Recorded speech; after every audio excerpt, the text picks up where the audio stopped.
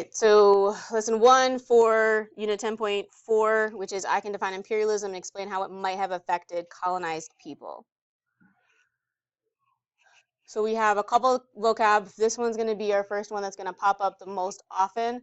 So colonization, the process of dominating a country's political, economic, and or cultural life. Imperialism, which is just another term for colonialism. So these two words are basically the same. And it's the domination by one country of the political, economic, and or cultural life of another country or region. And then countries or regions controlled by another country are called colonies. Natural resources, materials that occur in nature and can be used for economic gain to make money, are biggest ones. And here, what we're looking at is going to be coal as well as fertile land, because that fertile land is what they're going to use for their cash crops. And then a colony is an area under the control of another country or empire, usually far away.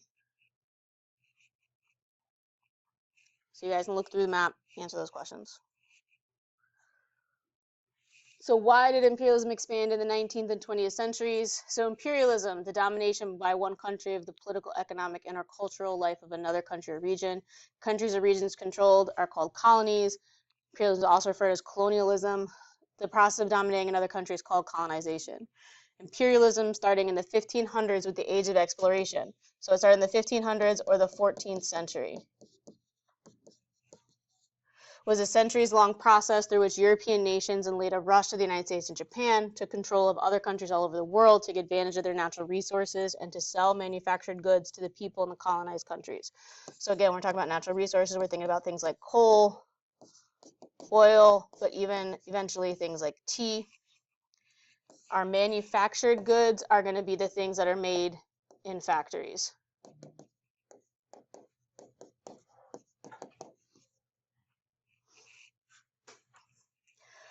Old imperialism began with the age of exploration and lasted into the 19th century. 19th century is going to be the 1800s. And it focused on colonizing the Americas, God, glory, and gold, and colonization becomes a major component of imperialism. And if you hear any little it's not Avery. New imperialism begins in the 1850s to 1945, okay? So this is our time period. This is what we are going to be focusing on. It's characterized by the scramble for all unclaimed territories. When we're talking about something that is a scramble, it's a rush. The two non-European countries that become in here are Japan and the United States. They're both going to start a little later, but they will start. Biggest reason for imperialism was the need for new resources and markets due to the Industrial Revolution. Now businesses have all this money. They're able to invest in their colonies.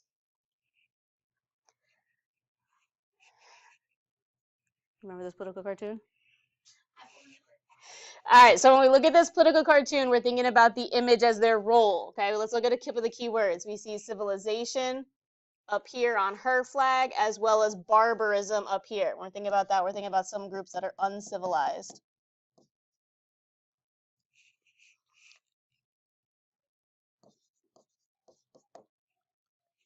Well, let me write the rest of it.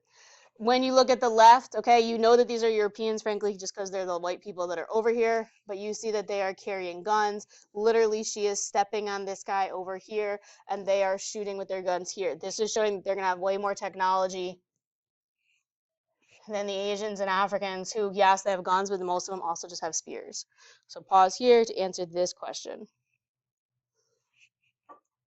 In this last one, when we're looking at this, according to the image, what country have lots of colonies and what could possibly be effects of owning all these colonies. So it's called the devilfish in Egyptian waters. If we look at the center, we see the country, and we can see from all their hands and arms what they're holding.